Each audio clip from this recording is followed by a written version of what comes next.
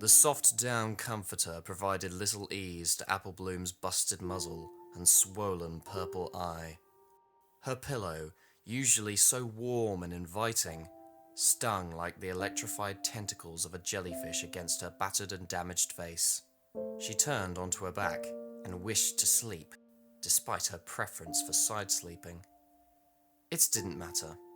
Her body ached too much. Even her gently rolling tears scorched like sizzling grease after they struggled to free themselves from the tight, helpless closed lids of her damaged eye. She sniffled in the darkness of her room, cradling herself into a ball of blankets and sheets, and wished to just embrace the void of sleep. She wanted to forget, to be free of her hurting body for a time. Something trickled warmly from her nostril. Uncertain to its nature, she tried to ignore the sensation. She won't say what happened, Granny. AppleJack spoke from outside of Bloom's door. Her sister was far enough away that she probably thought Apple Bloom couldn't hear her, but AppleJack was loud, and the words easily caught in Apple Bloom's sensitive ears. The filly sighed and wrapped her ears gingerly with her forelegs, squeezing as hard as she dared, with the seething fire consuming the left side of her lumpy face. That youngin' has a strong will and ain't likely to open up if y'all keep pressing her. She'll tell us in her own time. Just let the poor darling rest. Granny rebuked. Granny was worried. They all were, since she came home with an apple-sized, swelling, cinching shut one eye and bleeding from her nose and mouth. Apple Bloom twisted away from the door and plugged the face-up ear by bending the pillow around her head. It didn't matter if she told them what had happened. Nothing would change. She had gotten uppity, had stood up for herself in the face of bullies like she had been taught, and what had she gained? Being brutalized. Monsters were real, Apple Bloom knew, but the worst monsters were ponies just like her. Diamond Tiara. It was always her, wasn't it? Bragging about her wealth, her fashion, the things she got to do because of her father's money. Always above repercussions.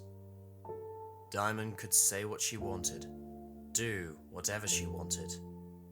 Apple Bloom had just heard too much for one day about how the apples were paupers and mud farmers.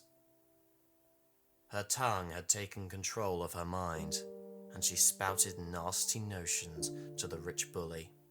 Things meant to bring her down from her high horse. Apple Bloom wanted to make Diamond feel as small as she made others feel, and Diamond had beaten her up. Nobody helped. Not even Scootaloo and Sweetie Belle. Oh, they hollered for an adult, but didn't physically do anything to pull the irate, fuming filly off of Apple Bloom. Even the adults turned a blind eye. She recalled Mr. Confetti, owner of the party supply store, grimacing and hurrying away, ignoring her cries and the sickening meat-packing noises of hoof on bone as Diamond marred and deformed her face. Her memory was strained, but she was certain she saw shadows of other adults turning away, abandoning her to the whims of Diamond Tiara. In the end, Diamond Tiara had grown tired of hitting her and left Apple Bloom in a state of dysphoric confusion. It had taken a while to get her bearings and shake the woozy haze fog from her head, enough to remember even simple things like her name or where she was. Pain was a path, and it was the beacon back to the real, unforgiving world. The giggling of Diamond Tiara and her lackey Silver Spoon echoed in her ears, even now. They had taken pleasure in hurting her. Filthy Rich, Diamond's father, owned so much of Ponyville that most of the residents owed him, That's why the adults had left her to the beating. They couldn't afford to get involved. Apple Bloom, sick and tired of Diamond Tiara, had been alone. She couldn't tell AppleJack. The rich family bought most of the apples they grew each year. They had the power to cause significant damage to Apple Bloom's family finances.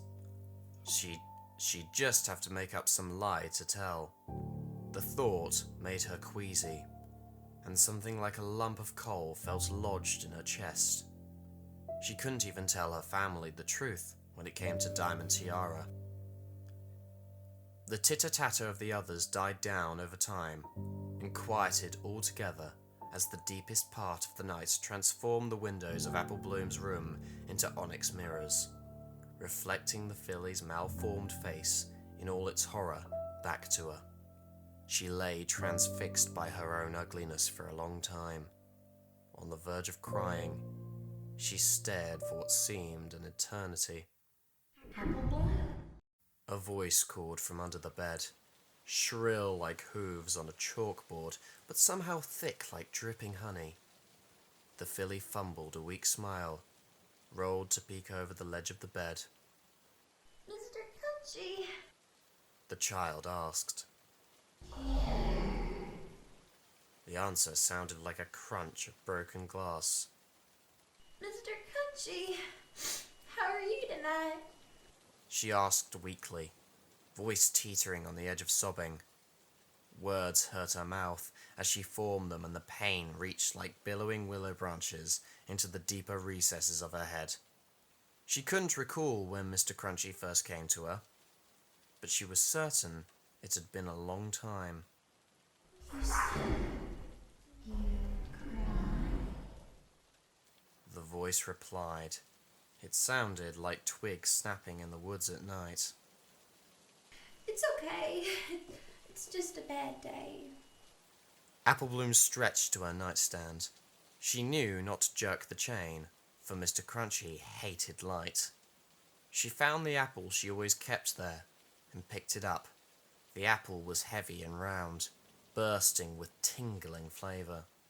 Apple Bloom lowered it gingerly below, where the blankets hovered in the black gap between bed and floor.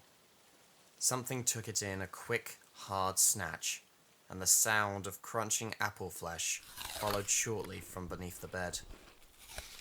Apple Bloom looked into the window mirrors, but only saw what might be rippling oil from beneath the bed.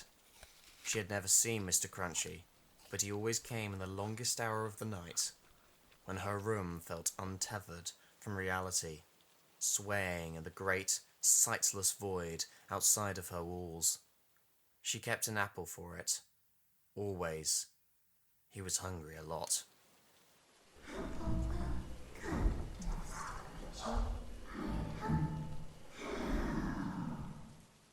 The thing said like a splintering tree. Apple Bloom was quiet, but began to sniffle and then sob. She hadn't cried on the streets of Ponyville, nor to her family when they demanded an answer for her state. She held strong, like an apple should. She had held back the emotions, but the dam was cracked from holding in the truth. Finally, it broke, and she wailed into her pillow and wiped at her bulging, throbbing eye. The voice below was silent as she did so. Whether it was listening or had gone, Apple Bloom couldn't tell. After a time, she regained control of herself and felt a little better. I don't know if you're still there, but I need to talk, even if it is just to get it off my chest. This mean, rich girl beat me up today. She's snobby and thinks she's so much better than everyone else just because her family is wealthy. Everybody in town is scared of her dad, so they let her do whatever she wants. I told her she was a brat and everyone hated her. That money doesn't mean she could push everyone around and make them feel bad. Then she knocked me down and hit me over and over. Nobody would help, not even my friends. Not even my friends. Again, her heart hurt at the thought of Scootaloo and Sweetie Belle. Where had they gone? They weren't around when she finally came to. Apple Bloom looked into the window panes again, and her damaged eye disappeared into the abyss. Part of it, one with it. Silence again filled the room, and the filly realized she was alone. She nestled into her bed again and tried to sleep. Her heart hurt deeply, and she realized that she wasn't just upset. She hated Diamond Tiara. She had never felt hatred before, but now it scratched at her innards like a beast.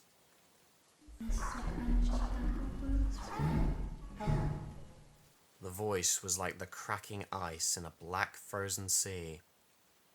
Apple Bloom winced and sighed softly. How?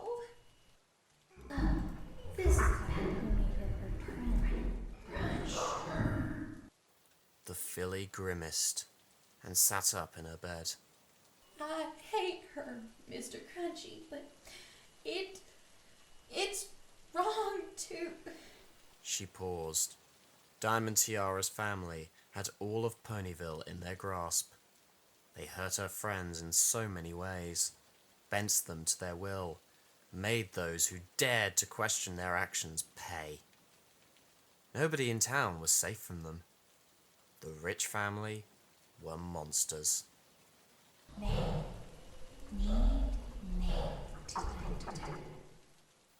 Mr. Crunchy said in a voice like rolling, pulverized stone.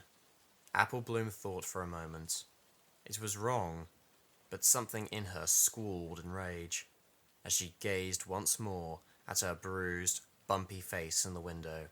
Her heart felt as though it stopped, and her face scrunched in anger. She felt it consume her like a roaring fire. Diamond Tiara. She didn't hear the owner of the voice disappear, but felt its presence dissipate. She knew she should feel bad, but she didn't. She felt good. Great, in fact. Her bed felt more comfortable suddenly, and sleep stroked at her injuries, soothing them as she floated down into the pillows.